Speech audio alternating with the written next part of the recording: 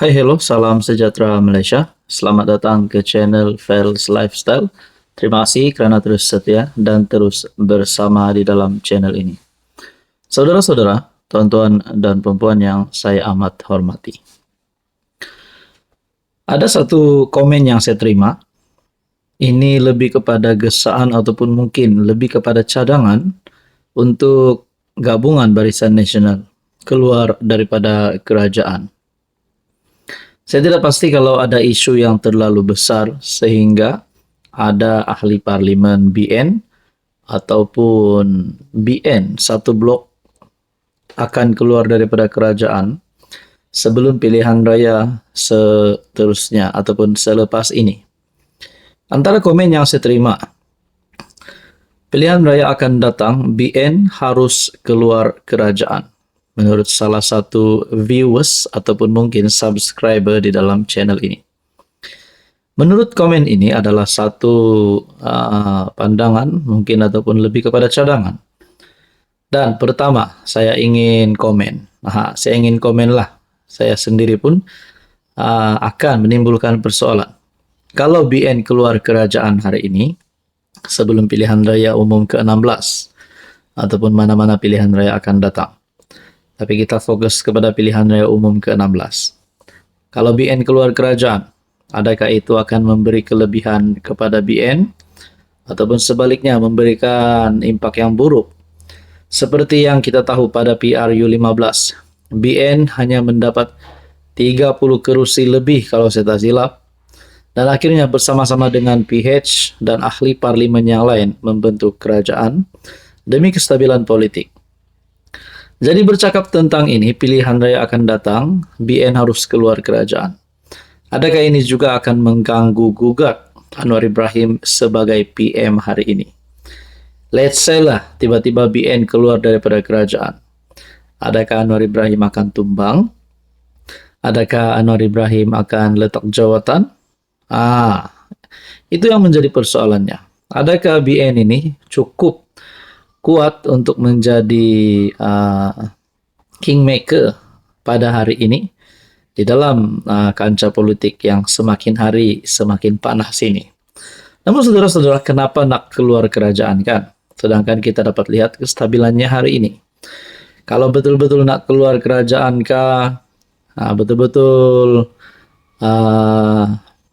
nak tumbangkan Anwar, nak tumbangkan kerajaan hari ini.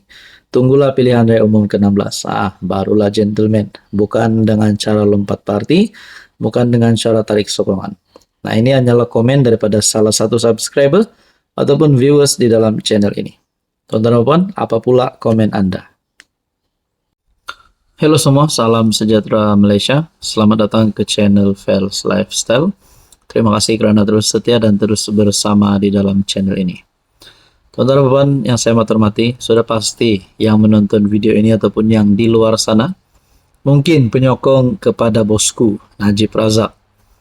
Sudah pasti harapan dan cita-cita Anda semua adalah supaya bosku dapat dikeluarkan daripada penjara, dibebaskan daripada penjara, atau sekurang-kurangnya menjadi tahanan di rumah.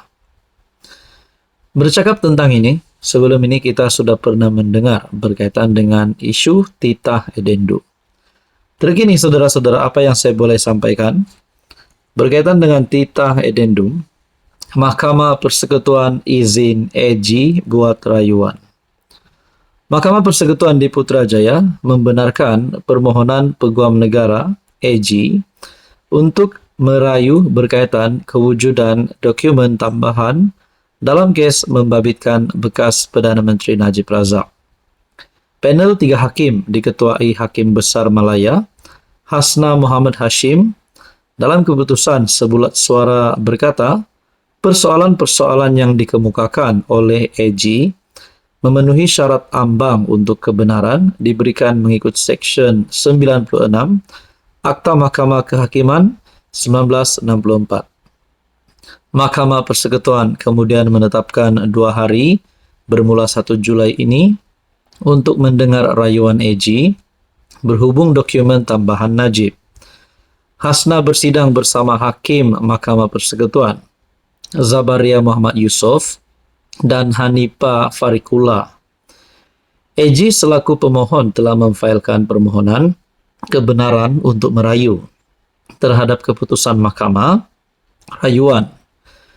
Pemohon perlu mendapatkan kebenaran tersebut bagi meneruskan rayuan di Mahkamah Persekutuan. Pada 6 Januari lalu, Mahkamah Rayuan melalui keputusan Majority 21 telah mengembalikan kes berkaitan dakwaan Najib ke Mahkamah Tinggi untuk didengar berdasarkan merit case. Najib mendakwa wujud dokumen tambahan yang dikatakan membenarkan dia menjalani baki hukuman penjara 6 tahun melalui tahanan rumah. Keputusan berkenaan membatalkan keputusan terdahulu Mahkamah Tinggi yang menolak permohonan Najib untuk mendapatkan kebenaran bagi memulakan semakan kehakiman berkaitan dokumen tambahan tersebut. Saudara-saudara yang saya hormati, sudah pasti di luar sana bagi penyokong bosku, penyokong Najib Razak, berharap beliau dibebaskan, kalau bukan esok mau hari ini. Itulah dibebaskan secepat mungkin. Tapi kita nantikan saja apa yang akan berlaku dan apa keputusan yang sah selepas ini. Hai, hello, salam sejahtera Malaysia. Selamat datang ke channel Fels Lifestyle. Terima kasih tuan-tuan dan puan kerana terus setia dan terus bersama di dalam channel ini. Saudara-saudara, setelah kekalahan bagi PN dan PAS untuk PRK baru-baru ini DUN Air Kuning, apa yang berlaku kepada PAS? Apa yang berlaku kepada PN? Terutamanya kepada PAS dan juga pimpinan Hadi Awang sebagai Presiden PAS. Tak sangka Puan Zarkashi dalam satu kenyataan. Ini satu tamparan padu, bukan sahaja untuk PAS tapi untuk PN keseluruhannya. PAS penghalang PN tarik sekutu parti bukan Melayu, kata Puan Zarkashi. Sebelum kita teruskan di dalam artikel ini, kalaulah memang benar PAS ini penghalang kepada Perikatan Nasional untuk menarik sokongan ataupun untuk menarik sekutu parti bukan Melayu, adakah dengan ini PAS sepatutnya tidak bersama-sama dengan PN? PAS keluar PN ataupun PN yang menendang PAS keluar daripada gabungan tersebut. Tapi beranikah Muhyiddin Yassin untuk memecat Hadi Awang sebagai timbalan pengurus PN ataupun mengeluarkan PAS daripada gabungan PN? Sedangkan kita tahu di dalam gabungan Perikatan Nasional, PAS adalah parti yang paling banyak memegang kerusi parlimen. Ahli Majlis Tertinggi UMNO Puan Zarkashi berkata, PAS merupakan penghalang kepada usaha PN menarik rakan gabungan parti bukan Melayu yang berpengaruh. Katanya, naratif PAS gagal mengulang gelombang hijau seperti pada PRU 2022. Mengimbas keputusan PRK Air Kuning di Perak, Puan menegaskan PAS perlu mempertimbangkan semula fokusnya terhadap naratif negara Islam. Akibatnya PN sukar mencari rakan parti bukan Melayu yang berkesan. Parti Gerakan terlalu kerdil bagi membantu PN. Hingga hari ini PN tidak ada parti orang India macam MIC. PAS adalah halangan besar PN cari rakan komponen berpengaruh.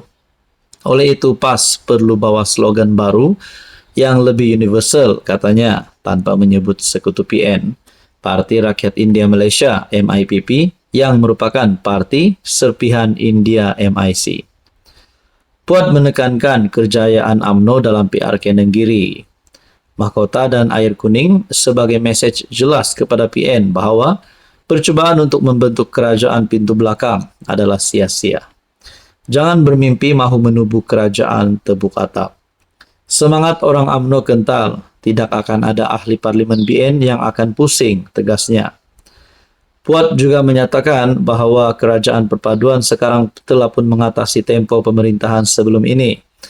22 bulan PH, 17 bulan Muhyiddin, 15 bulan Ismail Sabri. Dia menegaskan bahawa PRK Air Kuning menghantar mesej yang jelas bahawa rakyat mahukan kestabilan, bukan cerita dongeng politik. Rakyat mahu kerajaan stabil. Tunggu sahaja PRU ke-16 atau paling dekat PRN Sabah. Jadi saudara-saudara, berkaitan dengan ini, apa komen Anda?